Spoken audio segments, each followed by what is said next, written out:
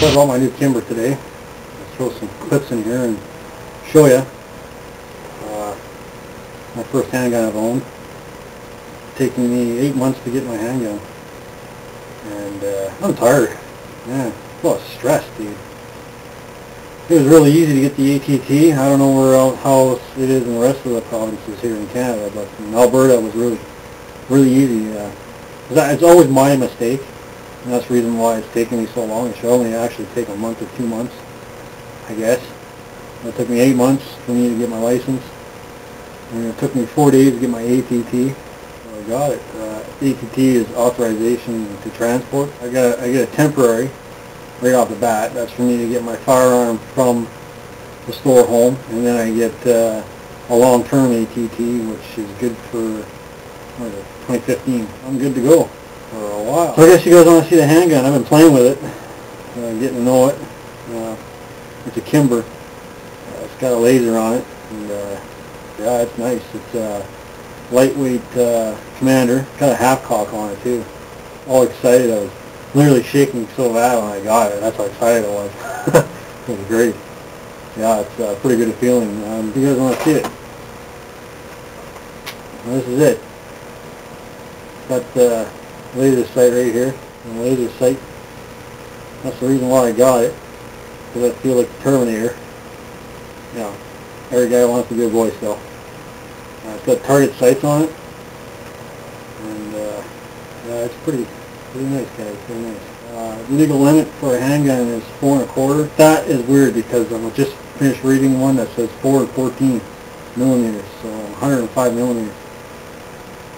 I don't know, whatever. If I want a firearm or a handgun, sidearm, I just make a phone call, see if my supplier can get it, and if he can get it, great. The laser on it is accurate. I already checked it out, and it has adjustable screws on it, right here and here. Safety. Got a real hard hammer on it. There's a little bit of play in the beaver tail. I don't know if that's normal or not, so if anybody owns a Kimber, this is the Custom Crimson Carry 2. This is a lightweight. It's an aluminum frame. The spring says it's good for 1,800 rounds. Whatever, I don't care. I'm not going to shoot it that much. This is a $1,400 handgun here in Canada. I had to buy it because it was my first handgun, and it had to be expensive, and it had to be a brand name and reliable.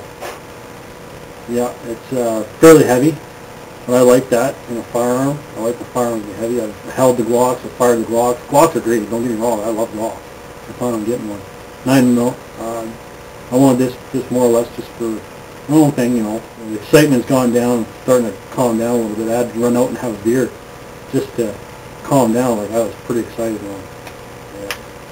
Yeah. It's good porn, eh?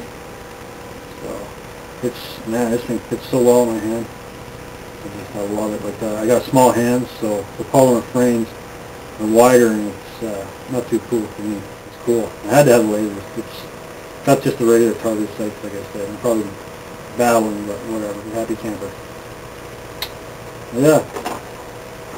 In my house, these are actually supposed to be trigger lock when I'm using it, but you know what? How am I supposed to trigger lock and disassemble a firearm? So what's the difference if I'm doing it now, showing you guys, or cleaning my firearm? What's the difference? So the Canadian laws here are really cracked. Western Canada, so that'd be Alberta, BC, and Saskatchewan are really slack on the law. Not slack, they're just easier for us to obtain our firearms, right? For instance, I have to be a part of a gun club, so instead of, I was going to go over to a gun club and pay the $100 and some odd dollars plus the IDPA, plus the ATHLs, plus IPSC. You're looking at $700 right there, easy. So I went to a local gun club in the city, which is about half an hour away. It cost me $50. It's an association fee. Handed it into them one day. Got my firearm. The ATTs are free. So if there's any Canadians out there who don't know anything about this, you're more than welcome to talk to me or leave a comment. I'll try and help you out the best I can. I've been through a lot in the last 8 months trying to get a restricted firearm. And it's really easy if you do what they want.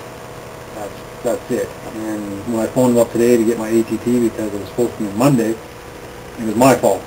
So any problems there are, it's always the individual's fault who's the owner of a firearm. Join the NFA. The NFA is the National Firearms Association here in Canada. I've been on their site for the last couple months because the Americans got the NRA and they got tons of legalities on their site to show you what you can and cannot do. For instance, if I were to go to a firearm range without an ATT, they said they'd cop up the money for a lawyer right there, and but if you do have any problems, get on the website for the National Firearms Association, the NFA, and they'll help you out. So this is why I joined YouTube, to learn more as much as I could about firearms, because as much as I think I know about firearms, nobody can ever stop learning. I think I'm going to sleep with it. Okay, guys.